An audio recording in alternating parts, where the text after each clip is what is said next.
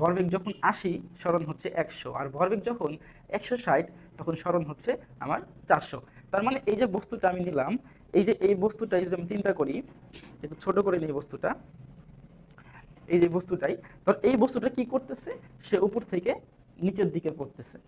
ঠিক আছে, তো উপর থেকে নিচে পড়ার ক্ষেত্রে তার বিভিন্ন ধরনের যে তথ্য উপাত্ত এইগুলো আমার এখানে দেওয়া আছে। আচ্ছা, তো এখন আসো আমরা প্রশ্নে চলে যাই। প্রশ্নে কি বলছে? প্রথম প্রশ্ন বলছে যে বস্তুটির 25 মিটার দূরত্ব অতিক্রমের সময় নির্ণয় করো। তার মানে এই যে বস্তুটা, এইটা 25 মিটার উপর থেকে না নিচে পড়তেছে, এবং সে কি করবে, সে হচ্ছে 25 মিটার, ধরো সে যখন এখানে আসছে, তার এই ডিস্টেন্সটা হচ্ছে তোমার, আমি বলতে পারি এইচ ইকুয়ালস টু হচ্ছে 25 মিটার। ঠিক আছে, তার মানে এই যে 25 মিটার দূরত্ব সে যে অতিক্রম করছে, এই অতিক্রমের সময়টা বের করতে বলছে। আচ্ছা,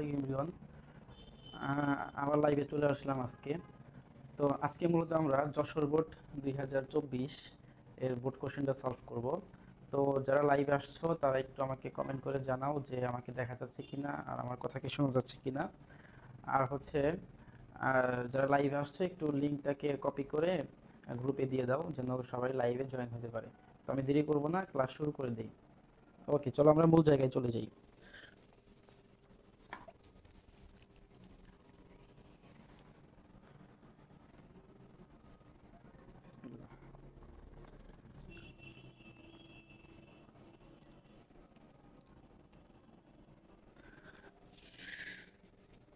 ওকে, আচ্ছা, তো প্রথমত আমরা হচ্ছে কোশ্চেনটাকে একটু দেখি যে কোশ্চেনের মধ্যে কি বলছে। হ্যাঁ, কোশ্চেন এখানে বলছে যে, দেখো ভালো করে, যে বলছে একটি 2 কেজি ভরের বস্তুর উপর থেকে নিচে পড়ার তথ্য ছকে দেওয়া হয়েছে। তার মানে একটা বস্তু সে নিচ থেকে উপরে পড়তেছে, বস্তুর ভর আমাকে দিয়ে দিছে, বলছে বস্তুর ভরটা হচ্ছে 2 কেজি। তো আসো প্রথমে আমরা একটু একটা বস্তু চিন্তা করি, যে বস্তুর ভর হচ্ছে 2 কেজি, এরকম একটা বস্তু আমরা এঁকে নেই। ধরো এই বস্তুটার ভর হচ্ছে, নর্মালি আমি 2 কেজি এঁকে নিচ্ছি। আচ্ছা, লাল করে দিই। ওকে, তাহলে এই বস্তুটাই, হ্যাঁ, এই বস্তুর ভরটা হচ্ছে 2 কেজি। তো আমি বস্তুটাকে রেখে দিই, যখন আমার লাগে তখন বস্তুটাকে আমি নেব।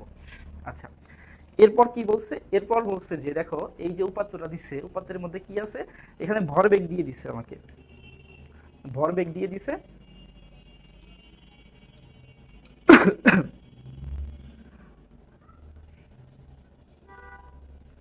আচ্ছা, দেখো এখানে ভরবেগ দিয়ে দিছে, আর হচ্ছে সরণ দিয়ে দিছে।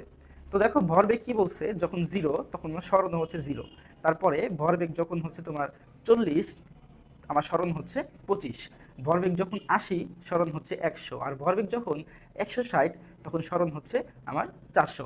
তার মানে এই যে বস্তুটা আমি নিলাম, এই যে এই বস্তুটা যদি আমি চিন্তা করি, একটু ছোট করে নিই বস্তুটা, এই যে বস্তুটাই ধর, এই বস্তুটা কি করতেছে, সে উপর থেকে নিচের দিকে পড়তেছে। ঠিক আছে, তো উপর থেকে নিচে পড়ার ক্ষেত্রে তার বিভিন্ন ধরনের যে তথ্য উপাত্ত এইগুলো আমার এখানে দেওয়া আছে। আচ্ছা, তো এখন আসো আমরা প্রশ্নে চলে যাই। প্রশ্নে কি বলছে? প্রথম প্রশ্ন বলছে যে বস্তুটির 25 মিটার দূরত্ব অতিক্রমের সময় নির্ণয় করো। তার মানে এই যে বস্তুটা, এইটা 25 মিটার উপর থেকে না নিচে পড়তেছে, এবং সে কি করবে, সে হচ্ছে 25 মিটার, ধরো সে যখন এখানে আসছে, তার এই ডিস্টেন্সটা হচ্ছে তোমার, আমি বলতে পারি এইচ ইকুয়ালস টু হচ্ছে 25 মিটার। ঠিক আছে, তার মানে এই যে 25 মিটার দূরত্ব সে যে অতিক্রম করছে, এই অতিক্রমের সময়টা বের করতে বলছে। আচ্ছা, আমাদের কি কি ইনফরমেশন আছে? আমাদের যে ইনফরমেশনগুলো আছে সেগুলো আমরা আগে দেখি, তারপরে আমরা ম্যাথে চলে যাব। তো আমাদের এখানে সময় বের করতে হবে, তার মানে আমি প্রথমেই বলে নিই যে এখানে টি বের করতে হবে। এই যে অতিক্রান্ত দূরত্বের জন্য সময় আমাকে বের করতে হবে, কত সময় লাগছে তার 25 মিটার পথ অতিক্রম করতে। আচ্ছা, আমার টি বের করতে হবে। আমার আছে কি দেখো, আমার আছে হচ্ছে যে 25 মিটার যে সরণ, এটা অতিক্রম করতে তার ভরবেগ হচ্ছে মূলত দেওয়া আছে 40। ঠিক আছে, তো আমাদের সূত্র আমরা পেয়ে গেছি মোটামুটি, যে কোন সূত্র ইউজ করতে হবে। আমাদের এখানে একটা সূত্র আছে, দেখো পি সূত্র, পি, হ্যাঁ, তো পি কষ্ট কি, পি কষ্ট হচ্ছে মূলত এম ভি। পি হচ্ছে ভরবেগ, আমরা জানি পি হচ্ছে ভরবেগ, আর এম ভিটা কি, এম হচ্ছে তোমার এই বস্তুটার এই যে বস্তুটা, এই বস্তুটার ভর দিয়ে দিছে 2 কেজি, ঠিক আছে, এটার ভর হচ্ছে m। তাহলে আমরা এখানে লিখতে পারি যে এই বস্তুটার ভর হচ্ছে m ইকুয়ালস টু 2 কেজি। বস্তুর ভর হচ্ছে m ইকুয়ালস টু 2 কেজি, ঠিক আছে। আচ্ছা, তো এখন আসো, আমাদের এখানে ভর আছে, আমাদের এখানে h উচ্চতা দেওয়া আছে, আমাদের এখন কি বের করতে হবে? আমরা এখান থেকে v বের করতে পারি। তাহলে যদি v এখান থেকে বের করি কি পাবো? আমি লিখতে পারবো হচ্ছে v ইকুয়ালস টু তোমার উপরে থাকবে হচ্ছে m, না উপরে থাকবে হচ্ছে তোমার p ভরবেগ, যে থাকবে হচ্ছে m। তার মানে আমরা যদি এখন পির ভ্যালুটা জানি, পির ভ্যালু কত দেখো 40, পির ভ্যালু হচ্ছে 40। তার মানে আমি এখানে লিখে দেব হচ্ছে 40, ঠিক আছে।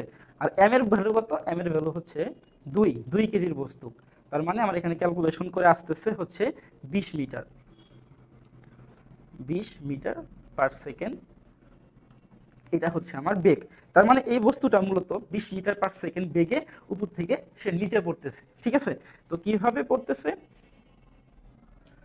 উপর থেকে নিচে, আচ্ছা ওটা দেখার দরকার নেই, আসো। তো এখন আমরা হচ্ছে এখানে বেগ পেয়ে গেছি 20 মিটার পার সেকেন্ড, এটাকে একদম ছোট করে রেখে দেই। 20 মিটার পার সেকেন্ড বেগ পেয়ে গেছি, আমার এই ফর্মুলা লাগবে না, এই ফর্মুলা আমি এখানে রেখে দিলাম, ঠিক আছে। আচ্ছা, এই পিটাকেও ছোট করে রেখে দিই, পিটা এখানে ছিল। ওকে, তাহলে আমি বেগ পেয়ে গেছি 20 মিটার পার সেকেন্ড, আমাকে সময় বের করতে হবে, কত সময় লাগছে। সূত্র কি? সূত্র আমরা আর একটা সূত্র এখানে লিখে রেখে দিছি, এই সূত্র নিয়ে আসি। সূত্রটা হচ্ছে s equals to v plus u divided by 2 into t. তো এইখান থেকে আমরা টি বের করব। তো টির ভ্যালু এখানে কি আসবে? আসলে এখানে টির ভ্যালুটা আসবে হচ্ছে, যদি আমি টি বের করতে চাই, আমার ইউ আদি বেগ এটা 0, আমি আগে ভ্যালুগুলো বসায় ফেলাই, ভ্যালুগুলো বসায় ফেলাই। ইউ হচ্ছে ভি কত? ভি হচ্ছে আমার 20, ভি হচ্ছে 20, ইউ হচ্ছে 0 আর 2, ঠিক আছে। আর এখানে টি, টি হচ্ছে আমার সময়, সময় কত বলছে? সময়টা আমাকে বের করতে হবে। আচ্ছা, এস এর ভ্যালুটা আমি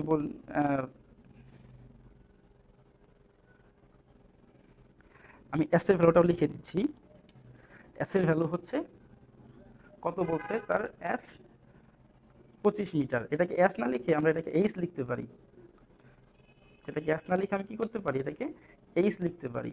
তো এটা হচ্ছে আমার 25 মিটার, এস না লিখে এইচ লিখতে পারি। তো এখান থেকে ক্যালকুলেশন করো, এখান থেকে ক্যালকুলেশন করলে আমি পাবো যে এটা 0 হয়ে যাবে। যদি এ পাশে লিখে দেই, হবে হচ্ছে টি ইকুয়ালস টু, একবারে করে ফেলবো, টি ইকুয়ালস টু কি হবে, মানে একবারে না করে আমরা একটু ভাগাভাগি করে করি।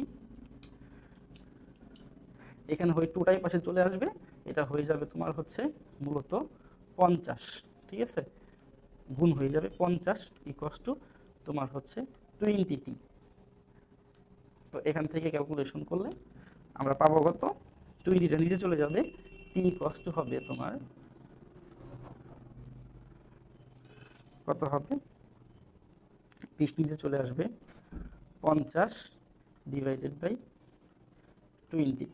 তো এখানে অ্যান্সার চলে আসবে তোমার হচ্ছে 2.5 সেকেন্ড, ঠিক আছে। তাহলে আমি এভাবে হচ্ছে ম্যাথটা সলভ করে ফেলতে পারবো। আমি এসটির ভ্যালু পেয়ে গেছি যে এই যে বস্তুটা, এই বস্তুটা হচ্ছে তোমার এই উপর থেকে নিচে নামতে তার সময় লাগতেছে হচ্ছে 2.5 সেকেন্ড, ঠিক আছে। তো এইভাবে হচ্ছে আমরা ম্যাথটা সলভ করতে পারি। আই থিঙ্ক ম্যাথটা ক্লিয়ার। আচ্ছা,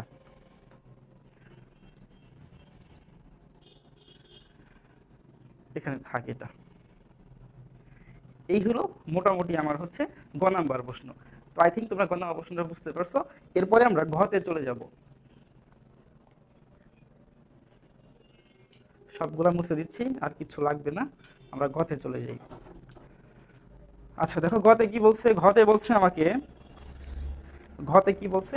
ঘতে বলছে উপরের তথ্যাবলী ব্যবহার করে বেগ এবং সময়, বেগ সময় লেখচিত্র অঙ্কন করতে হবে। উপরের তথ্যাবলী ব্যবহার করে কি করতে হবে? বেগ এবং সময় লেখচিত্র অঙ্কন করতে হবে। তো আসো প্রথমে আমরা বেগ সময় লেখচিত্র অঙ্কন করার জন্য আমাদের কি কি লাগবে এইগুলো একটু দেখে নেই।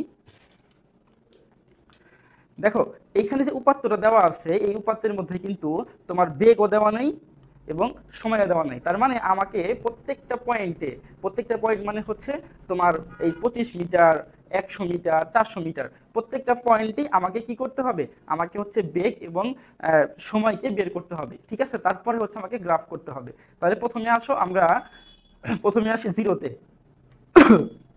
সরি। তো দেখো প্রথমে হচ্ছে আমরা এই যে ভরবেগ যে আছে জিরো এবং সরণ যে জিরো, এই পয়েন্টে আমরা আগে বেগ বের করব, তারপর সময় বের করব। এখন এই পয়েন্টের বেগ কিন্তু নর্মালি জিরোই হবে, ঠিক আছে, যেহেতু স্থির আছে বস্তুটা। কিন্তু আমরা তাহলে কই যাব, আমরা পরেরটাই চলে যাব, যে যখন আমার 25 মিটার যখন পথ অতিক্রম করছিল, তখন আমার সরণ কি হবে, আমার বেগ কি হবে, এটা বের করব। তাহলে 25 মিটার এর সময় বেগ, একে আমরা কি বলতে পারি, একে আমরা বলতে পারি v1, একে আমরা বলতে পারি v1। তো v1 বের করব। আচ্ছা, তাইলে v1 যদি বের করি কি হবে, এখানে বের হবে হচ্ছে তোমার, আমাদের ফর্মুলা কি হবে, আমাদের ফর্মুলা হচ্ছে, আমি গ থেকে এটা পাইছি একবারে লিখে দিচ্ছি, এটা হচ্ছে তোমার 20 মিটার পার সেকেন্ড। এটা আমি গ থেকে পাইছি, ঠিক আছে। এটা কোথা থেকে পাইছি, এটা হচ্ছে গ হতে, লিখে দেই, এটা হচ্ছে গ হতে। আচ্ছা, তাহলে গ থেকে পাইছি 25। তারপরে আসো 25-এর পরে কত আছে, যখন 100 হয়েছে, যখন আমার কি হয়েছে, যখন আমার অতিক্রান্ত দূরত্ব 100, তখন কি হবে, অতিক্রান্ত দূরত্ব যখন 100, তখন লিখে ফেলি যে 100 মিটার এর বেগ, এটা কি হবে, এটা লিখবো v2 কত হবে, v2 তোমার হবে হচ্ছে, আমরা বের করে ফেলি, এটাকে বের করতে হবে। কিভাবে বের করব, আমাদের যে ইয়ার সূত্রটা আছে সেটা দিয়ে বের করব। v সমান হচ্ছে p ডিভাইডেড বাই হচ্ছে তোমার m। তো p এর ভ্যালু কত, p এর ভ্যালু হচ্ছে দেখো 80, p এর ভ্যালু 80, আর m কত হবে, m হচ্ছে 2, 80, m হচ্ছে 2। তার মানে আমার এখানে আসবে তোমার 40 মিটার পার সেকেন্ড, ঠিক আছে। এটা কত হবে, এটা হচ্ছে আমার v2 ভ্যালু হবে। এরপরে আসো আমরা v3 ভ্যালু বের করব। v3 ভ্যালু মানে হচ্ছে যখন এই অতিক্রান্ত দূরত্ব ছিল 400, তখন বের করব আর কি। আচ্ছা, তাহলে আমি এখন v3 বের করি। তার মানে হচ্ছে তোমার যখন 400 মিটার অতিক্রম করছিলেন, v3 কত হবে, v3 হবে same p divided by m, ঠিক আছে। p এর ভ্যালু কত দেখো, p এর ভ্যালু হচ্ছে তোমার 160, তাইলে 160 ডিভাইডেড বাই হচ্ছে আমার 2, তার মানে 80, তার মানে হচ্ছে 80 মিটার পার সেকেন্ড, ঠিক আছে। আচ্ছা, তো এই হলো মোটামুটি আমার 3টা পয়েন্টের 3টা বেগ বের হয়ে গেছে। আমি এগুলোকে ছোট করে দিচ্ছি একটু, এখন এগুলোকে ছোট করে রেখে দেই, আমার জাস্ট ক্যালকুলেশনটার জন্য জিনিসগুলো লাগতো, তোমরা এভাবে ম্যাথগুলো সলভ করবা, একটু ছোট করে রেখে দেই এগুলোকে। আচ্ছা, ওকে। আচ্ছা, এরপরে আসো, আমরা কিন্তু বেগ বের করে ফেলছি, ঠিক আছে। আমরা কি বের করলাম, আমরা নর্মালি বেগ বের করে ফেলছি, এখন সময় বের করব। তো এই 3টা পয়েন্টের সময়, হ্যাঁ, এখানে সময় কত হয়েছে, এখানে সময় কত হয়েছে, এখানে সময় কত হয়েছে, 3টা সময় বের করব। তাহলে এখন সময় বের করতে হলে আমাদের কি লাগবে, আমাদের যে ফর্মুলা আছে সেটা দিয়ে বের করব, সময় বের করতে হবে, ঠিক আছে। তার মানে আমি এখানে t1 বের করব।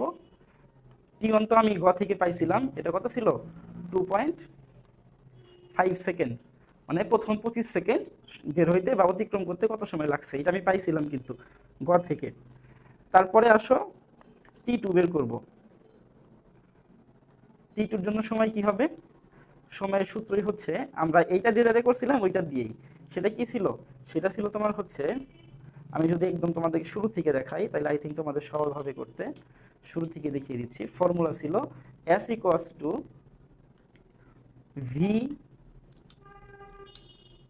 v plus u divided by 2 into t. এই ফর্মুলা দিয়ে তোমরা সময়কে বের করবা, ঠিক আছে। এই ফর্মুলা দিয়ে সময়কে বের করতে হবে। তো আমি এখান থেকে সময় বের করতেছি। সময় কি হবে দেখো, আমাদের এই জায়গাতে টি বের করতে হবে, তাই না। তার মানে আমি যদি লিখে ফেলি এস বাই 2s, কজ এই 2টা কি হবে, এস এর কাছে চলে যাবে 2s, ইউ তো 0, আমার এখানে থাকবে হচ্ছে নরমালি ভিটি, 2s ভিটি। ঠিক আছে, তো এখান থেকে ক্যালকুলেশন করবা, এখান থেকে ক্যালকুলেশন করলে আমি টি বের করব। টির ফর্মুলা কি, টির ফর্মুলা হচ্ছে তোমার 2s ডিভাইডেড বাই ভি। তো এখান থেকে 2 ইন্টু এস কত, দেখো কোনটা আমরা কোনটা করতেছি, আমরা করতেছি হচ্ছে 100টা, তাহলে হচ্ছে 100 হবে এখানে, এখানে হবে তোমার 100 ডিভাইডেড বাই ভি। ভি কত ছিল, ভি টু দেখো, ভি টু কত ছিল 40, এখানে হবে তোমার 40। তাইলে নর্মালি যে ক্যালকুলেশন করব তারপর অ্যান্সার আসবে আমার কত, আমার অ্যান্সার আসবে এখানে 5। ক্যালকুলেশন করে দেখো আমার এখানে আসবে 5 সেকেন্ড। ঠিক আছে, আচ্ছা, তার মানে আমি এখানে টি টু পেয়ে গেছি। টি টু কত, টি টু হচ্ছে 5 সেকেন্ড। আমি একটু ছোট করে দিচ্ছি এগুলাকে, এগুলো একটু ছোট করে দেই। আচ্ছা, এগুলো লাগবে না, আমি এগুলো মুছে দিচ্ছি, এটা লাগবে আমার। এই ক্যালকুলেশনটা একটু দেখে নিবা। ঠিক আছে, টি টু হচ্ছে 5 সেকেন্ড, তাহলে আমরা এটাকে একটু ছোট করে দেই, এটা হয়ে যাবে আমার টি টু। আমি এখানে লিখে ফেলি, টি টু পাইছি কত, টি টু পাইছি হচ্ছে তোমার 5 সেকেন্ড। এইভাবে আমরা টি টুকে বের করব। সেম ভাবে আমরা আবার কি করব, টি থ্রি কে বের করব। তো টি থ্রি কে বের করার জন্য এটা আমার লাগবে না, এটা সরাই ফেলাই, আমরা টি টু বের করে ফেলছি।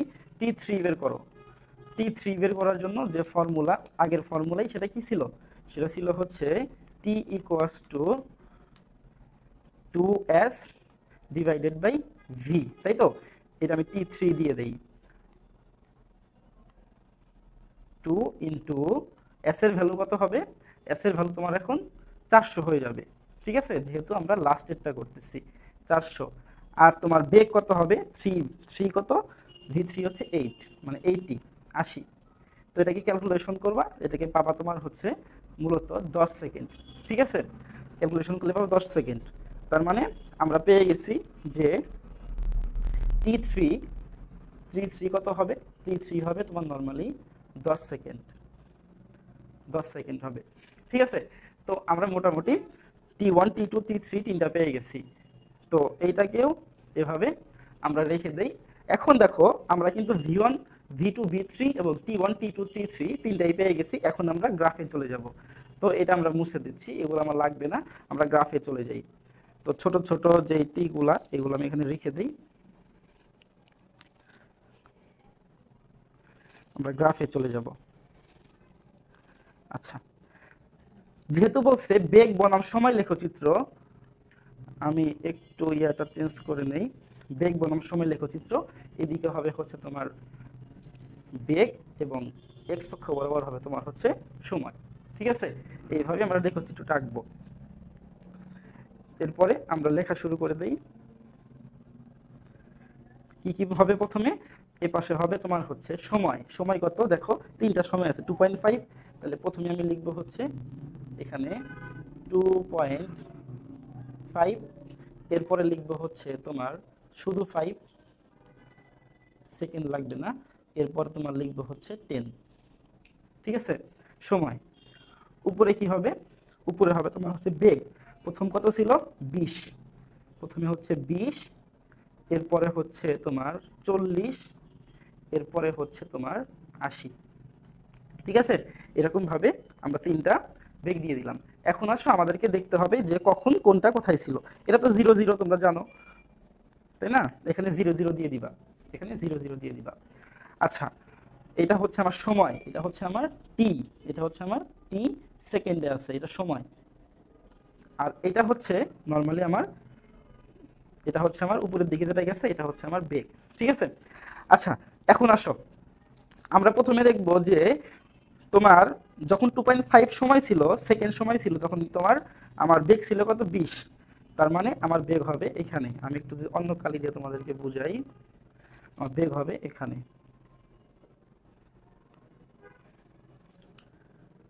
একটু বড় করে দিচ্ছি, বেগ হবে এখানে।